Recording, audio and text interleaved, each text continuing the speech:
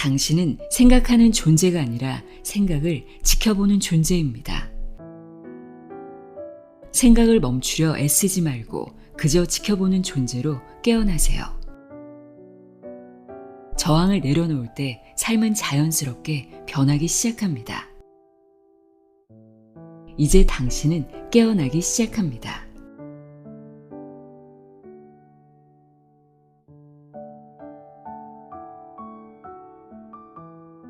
안녕하세요. 나의 소리책갈피 소리내어 읽다입니다.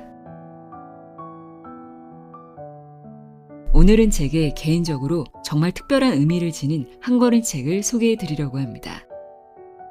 제 삶의 방향을 여러 번 다시금 잡아주었던 영혼의 스승, 바로 에크하르트 톨레인데요. 그의 책 지금 이 순간을 살아라, 그리고 삶으로 다시 떠오르기는 제 책장 가장 잘 보이는 곳에 꽂혀 있는 저의 인생 책들입니다. 그리고 오늘 그의 또 다른 지혜가 담긴 책, 붙잡지 않는 삶을 여러분과 함께 깊이 나눠보려고 합니다. 이 책은 와킨스 북스가 세계에서 가장 영향력 있는 영적 지도자 1위로 선정한 에크하르트 톨레의 대표적인 실천서인데요. 전 세계 1000만 명 이상이 참여한 온라인 토론을 이끌어냈고, 오프라 윈프리가 명상은 이제 삶의 일부라고 선언하게 만들었으며, 신과 나눈 이야기에 닐 도널드 월시가 인류가 지금 가장 필요로 하는 가르침이라고 극찬한 바로 그 책입니다. 이 책은 그의 대표작 지금 이 순간을 살아라의 핵심을 우리가 일상에서 직접 경험하고 살아낼 수 있도록 안내하는 그야말로 실천 중심의 안내서라고 할 수 있습니다. 우리가 왜 반복해서 같은 고통에 빠지는지, 왜 충분히 사랑받고 있어도 불안한지, 그 근원적 물음에 답하며 지금 이 순간에 현존하는 구체적인 방법을 제시하는데요. 출판사 리뷰에서는 이 책을 두고 다 읽고 나면 이전과 똑같은 방식으로 살 수는 없을 것이라고 말합니다. 저 또한 이 말에 깊이 공감할 수 있었는데요. 이 책은 단순히 좋은 글귀를 넘어 우리 안에 무언가를 멈추고 깨어나게 하는 체험을 선사합니다. 당신은 당신의 생각이 아니다 라는 그 명료한 메시지 앞에서 우리가 얼마나 많은 것을 붙잡고 살아왔는지 깨닫게 되실 겁니다. 내가 누구인지조차 흐려지는 이 시대에 붙잡지 않는 삶이란 과연 무엇일까요? 어떻게 하면 생각과 감정의 소용돌이에서 벗어나 진정한 나로 존재할 수 있을까요? 오늘 저와 함께 에크하르트 톨레의 붙잡지 않는 삶을 통해 그 해답을 찾아가는 여정을 시작해 보시면 좋겠습니다. 이 영상이 여러분이 내면의 평화를 발견하고 지금 이 순간의 삶을 온전히 살아내는데 작은 도움이 되기를 바랍니다. 에크하르트 톨레의 붙잡지 않는 삶 내용의 일부를 읽어드립니다. 귀 기울여 들어보세요. 세상의 모든 지혜를 읽어드리는 소리내어 읽다. 구독과 좋아요, 공유는 큰 힘이 됩니다.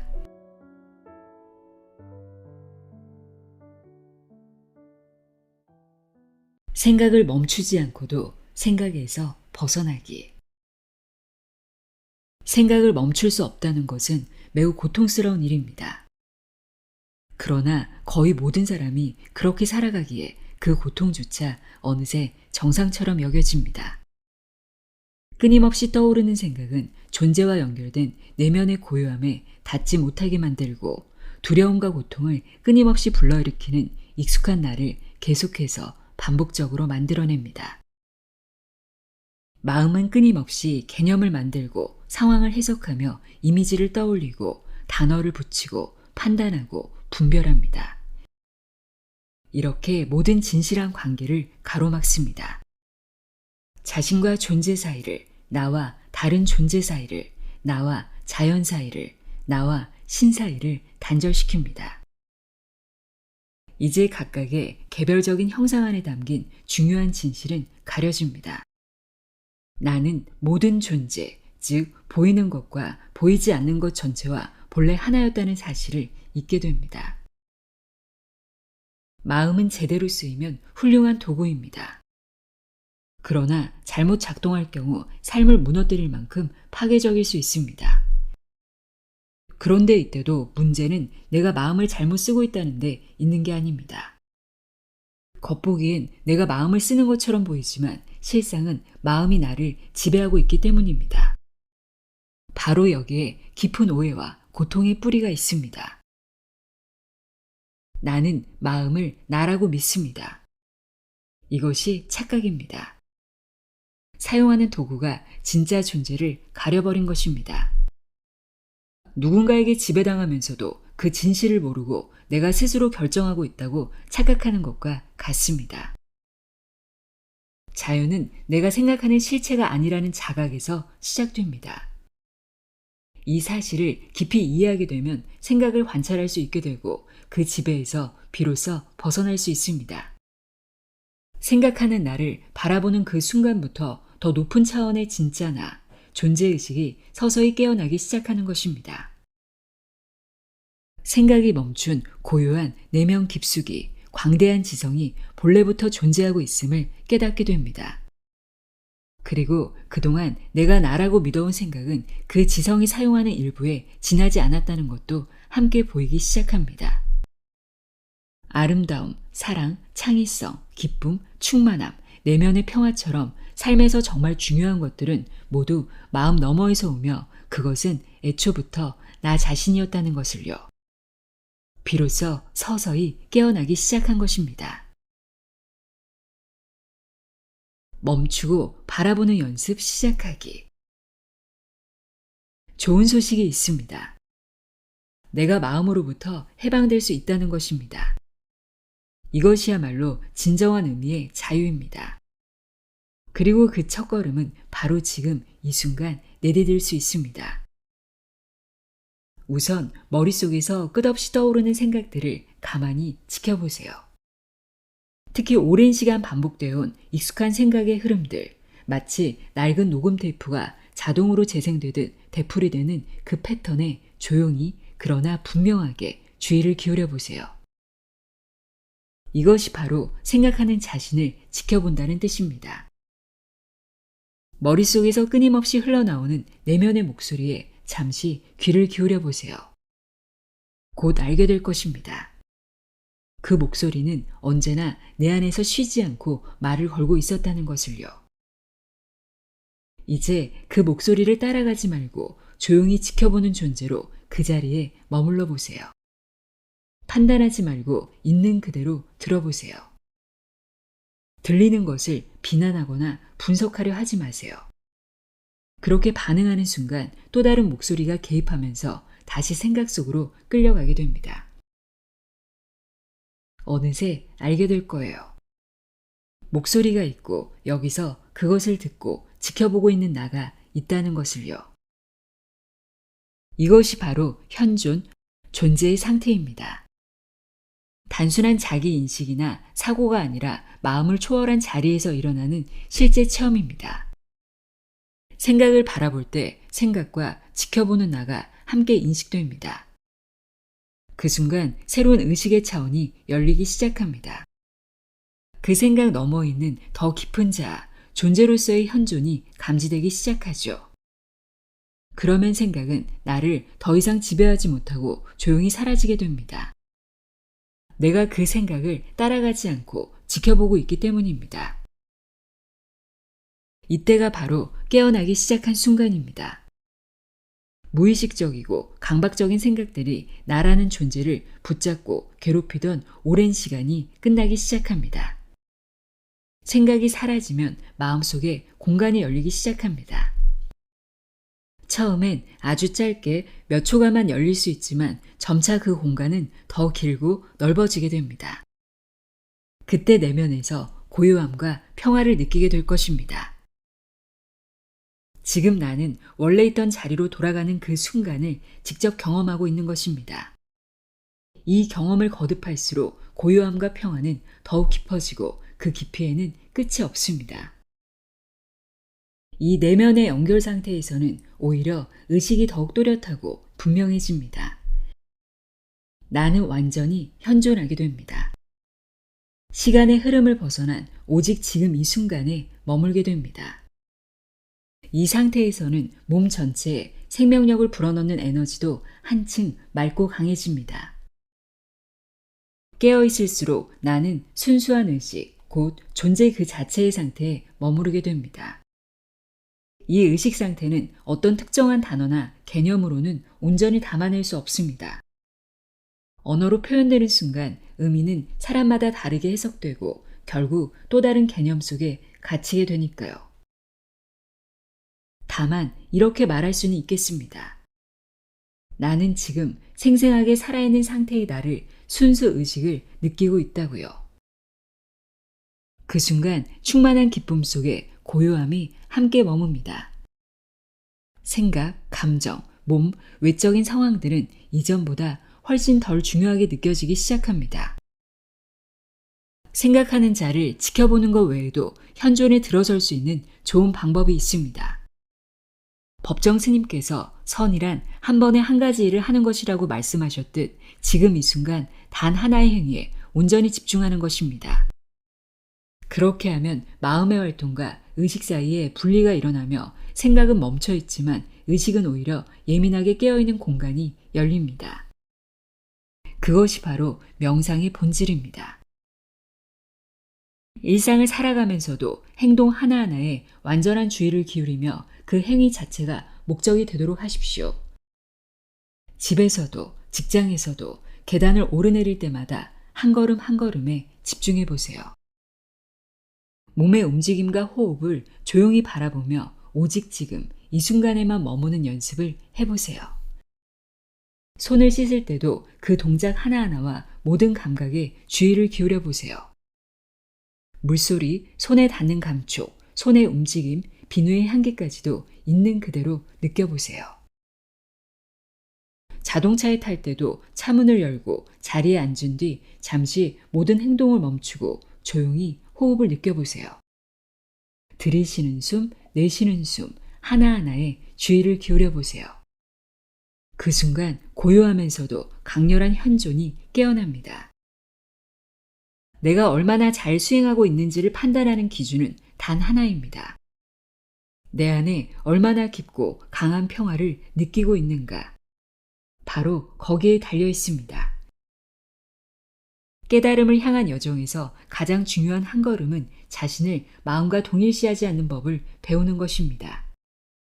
마음과 생각에서 잠시라도 벗어나 그 사이의 틈, 즉 공간을 만들 때마다 존재로서의 의식은 점점 더 또렷해지고 강해집니다. 그러다 문득 어느 날 깨닫게 될 것입니다. 머릿속에 떠오르는 목소리를 그냥 바라보며 가볍게 웃고 있는 자신을 발견하게 될 거예요. 마치 아이의 장난을 바라보며 웃듯이 말이죠. 이제는 더 이상 마음과 생각이 만들어낸 이야기들에 그렇게 심각하게 반응하지 않게 됩니다. 왜냐하면 나는 더 이상 그 생각들에 기대고 있지 않기 때문입니다. 붙잡지 않을 때 오는 자유를 느끼기. 삶에는 모든 것이 잘 풀리는 시기가 있는가 하면 무엇 하나 뜻대로 되지 않아 무너지고 위축되는 시기도 있습니다. 하지만 새로운 것은 언제나 이전 것이 사라진 다음에야 찾아옵니다. 하나의 주기가 끝나야 다음 흐름이 시작되는 법이니까요. 삶은 늘 상승과 하강의 리듬 속에서 움직입니다. 문제는 그 흐름 중 어떤 시점을 붙잡고 그 상태를 유지하려 애쓴다는 데 있습니다. 변화를 받아들이기보다 버티려 할 때 삶 전체의 흐름을 거스르게 되고 그로 인해 고통이 시작됩니다. 그러나 무너짐과 해체의 과정 없이는 새로운 성장이 일어날 수 없습니다. 특히 하강의 시기는 영적인 눈으로 보면 매우 중요한 시기일 수 있습니다. 어쩌면 당신은 그런 상실을 겪었기에 지금 이 차원에 더 깊이 이끌리고 있는지도 모릅니다. 또는 겉으로는 성공했지만 그 안이 공허하고 무의미하게 느껴졌다면 그것은 실패가 아니라 깨어남의 문일 수도 있습니다. 이 형상의 세계에서 누구든 언젠가는 실패를 경험하게 됩니다. 모든 성취는 결국 사라지고 형상은 언제나 변하기 마련이니까요. 하지만 그렇다고 삶을 외면할 필요는 없습니다. 그 상황에서도 여전히 창조할 수 있고 새로운 형식을 만들며 그 안에서 기쁨을 누릴 수 있습니다. 다만 이제는 알게 되죠. 그 모든 것은 삶 자체가 아니라 삶을 둘러싼 상황일 뿐이라는 것을요. 진짜 삶은 그 어떤 형상에도 동일시되지 않는 존재로서의 나입니다. 삶의 주기는 크고 작은 흐름이 겹쳐 움직입니다. 몇 시간 안에 지나갈 수도 있고 몇 년간 이어지는 것도 있죠. 그 안에는 더 미세한 순환이 복잡하게 맞물려 있습니다. 특히 에너지가 축소되는 삶의 하강 주기가 찾아올 때 억지로 버티고 밀어붙이려 할수록 몸은 조용히 멈춤을 요청합니다. 질병이 찾아오는 것도 그 신호 중 하나입니다. 삶은 회복과 재정비가 필요하다고 말하고 있는 겁니다. 이런 하강의 시기를 받아들이기 어려운 건 여전히 마음과 자신을 동일시하고 있기 때문입니다. 무언가 해야 한다는 강박, 성과와 인정으로 자기를 증명하려는 충동은 깨어있지 않은 마음에서 비롯된 습관입니다. 그 흐름을 놓지 못할 때 몸이 나 대신 멈춰주려 합니다. 그래서 질병이나 탈진, 무기력 같은 방식으로 삶이 나를 쉬게 하기도 합니다. 마음은 어떤 상태를 좋다고 판단하는 순간 그 상태에 집착하게 되고 자신을 그것과 동일시하기 시작합니다. 관계, 재산, 지위, 내 몸 상태와 같은 것들이 나를 기분 좋게 만들면 어느새 그것이 나의 일부가 돼버리는 것이죠. 하지만 세상의 모든 형상은 변합니다. 어제 좋았던 것이 오늘은 고통이 되고 어제의 풍요는 오늘의 공허로 소비로 바뀝니다. 사랑으로 시작된 결혼은 이혼이나 무기력한 동거로 바뀌기도 합니다. 어떤 조건이 사라질 때 그 없어짐 자체가 고통의 이유가 되기도 합니다. 마음은 사라진 것을 붙잡으려 애쓰고 그 저항 속에서 고통은 깊어집니다. 그 고통은 때로 몸이 찢겨나가는 듯한 아픔처럼 느껴질 수도 있습니다. 하지만 결국 행복과 불행이 서로 다른 것이 아닙니다. 지금 이 순간을 살지 못할 때 마음은 시간이라는 틀을 통해 상황을 좋고 나쁜 것으로 나누기 시작합니다. 그 판단이야말로 고통의 뿌리입니다. 사실 상황 자체엔 좋고 나쁨이 없습니다. 그건 전적으로 마음의 해석이 만들어낸 개념일 뿐입니다. 삶에 저항하지 않는다는 건 지금 이 순간에 충만하게 머무른다는 뜻입니다. 일이 잘 풀리든 그렇지 않든 조건이 어떻든 내면이 크게 흔들리지 않게 됩니다. 삶이 꼭 어떤 모습이어야 한다는 전제가 사라지기 때문입니다. 아이러니하게도 형태에 대한 내적인 의존이 사라진 뒤에는 삶의 외적인 조건들이 점점 자연스럽게 풀려가기 시작합니다. 예전엔 행복을 위해 반드시 필요하다고 믿었던 것들, 사람, 물건, 상황이 이제는 애쓰지 않아도 저절로 찾아오고 그것들을 집착 없이 누리며 진심으로 감사할 수 있게 됩니다. 물론 그것들도 다시 지나갑니다. 삶의 주기는 계속 순환하고 형상은 끊임없이 변합니다. 하지만 그 변화 속에서도 두려움이 더 이상 발붙이지 못하게 됩니다. 이제는 압니다. 나는 그것들이 아니라 그 모든 것을 바라보는 존재라는 것을. 외적인 것으로부터 오는 행복은 본질적으로 얕습니다. 그것은 존재의 기쁨, 즉 저항하지 않는 상태에서 피어나는 내면의 생생한 평화를 잠시 비추는 그림자일 뿐입니다. 존재는 우리를 그 이분법 너머로 데려갑니다. 형태에 대한 의존을 넘어서 지금 이 순간 있는 그대로의 나로 살아가도록 이끌어줍니다. 설령 삶이 무너지고 모든 조건이 사라진다 해도 내 안에는 여전히 고요하고 단단한 중심이 남아있을 것입니다. 그 순간 나는 비록 행복하지는 않을지라도 불완전한 현실 속에서 분명한 평화를 느끼게 될 것입니다. 놓아버림과 받아들임 사이에서 깨어있기. 내면의 저항은 언제나 부정적인 감정의 형태로 드러납니다. 그리고 그 모든 부정성은 곧 저항이기도 하죠. 이 문맥에서 저항과 부정성은 거의 같은 말이라고 할 수 있습니다. 부정적인 감정은 아주 사소한 짜증이나 조급함에서부터 격한 분노, 억눌린 원망, 우울함, 그리고 극단적인 절망에 이르기까지 다양한 얼굴로 나타납니다. 이러한 저항이 감정의 고통체를 자극하면 작은 자극에도 격렬한 반응이 일어나고 깊은 슬픔이나 분노가 갑작스럽게 폭발해버리기도 합니다. 그 감정에 자신을 동일시할 때 우리는 그것을 놓지 못하게 됩니다. 무의식 깊은 곳에서는 심지어 긍정적인 변화조차 원하지 않게 됩니다. 왜냐하면 그 변화는 우울한 나, 화난 나, 상처받은 나라는 마음이 붙잡고 있던 정체성을 위협하기 때문입니다. 그 정체성이 무너지면 자신이 누구인지조차 불분명해질 수 있기 때문입니다. 이런 동일시는 삶에 찾아온 긍정적인 가능성조차 부정하거나 스스로 망쳐버리는 방식으로 나타나기도 합니다.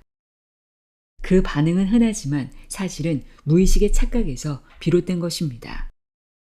지금 주변의 식물이나 동물을 가만히 바라보세요. 그들은 말없이 삶을 가르칩니다.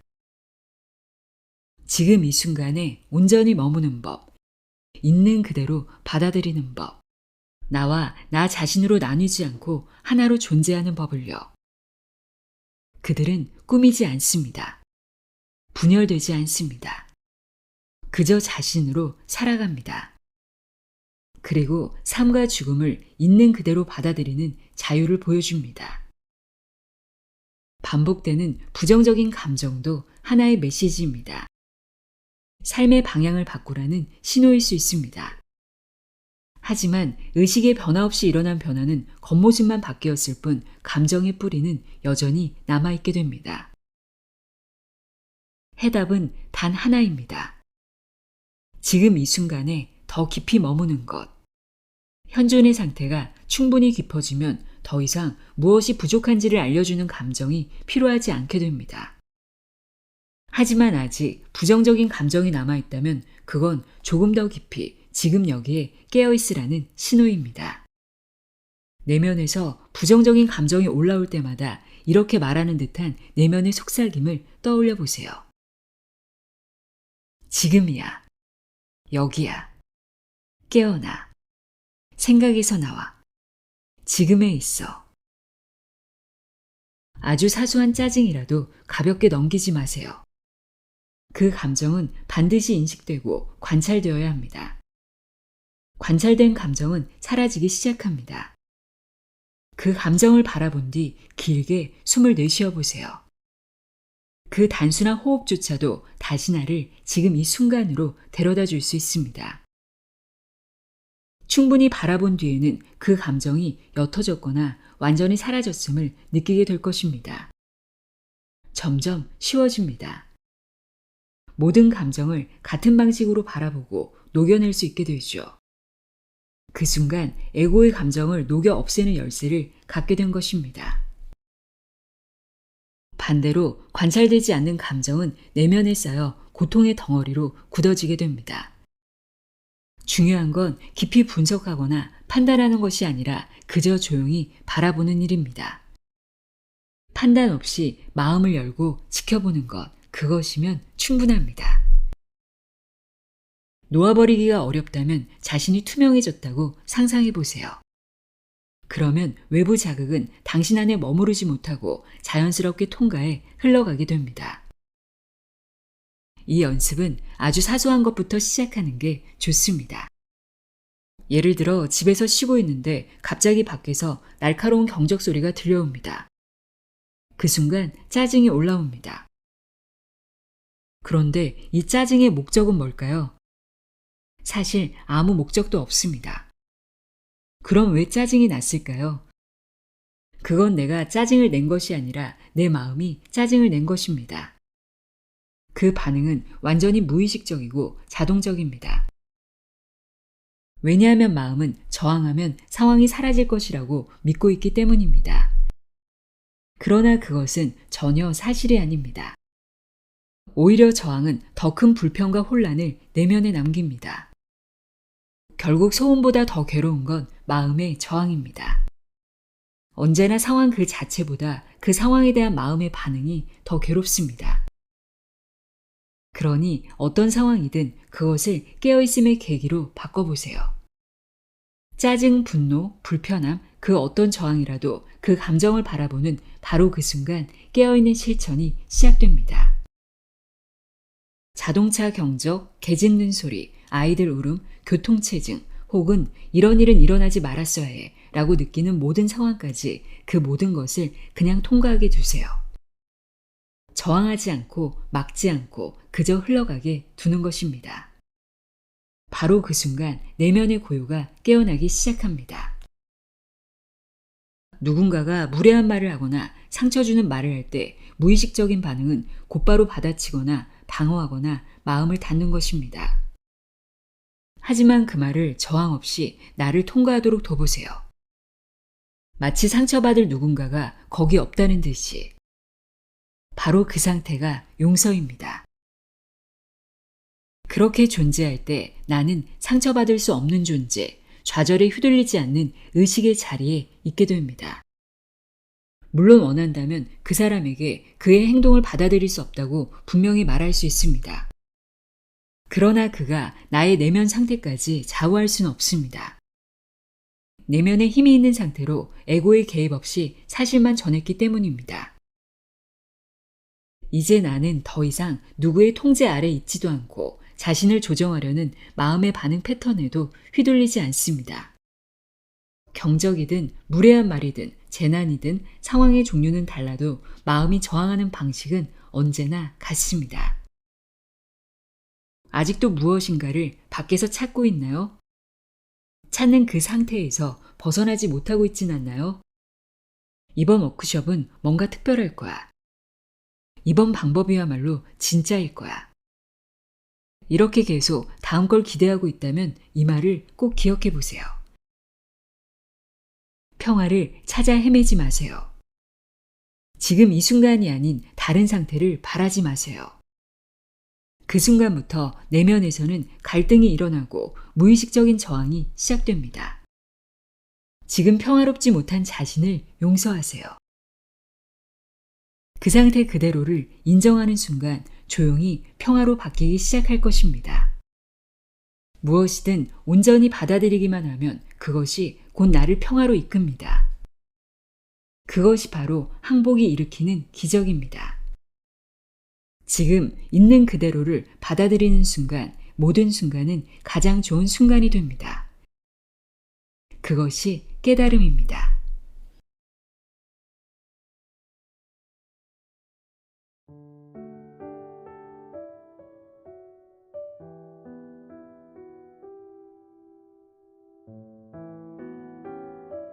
에크하르트 톨레의 붙잡지 않는 삶 읽어드렸습니다. 에크하르트 톨레의 메시지 어떠셨나요? 저에게 이 책은 그의 다른 책들과 마찬가지로 삶이 흔들릴 때마다 다시 읽어보고 싶어지는 그런 책이 되지 않을까 싶습니다. 오늘도 귀한 시간 함께 해주셔서 고맙습니다.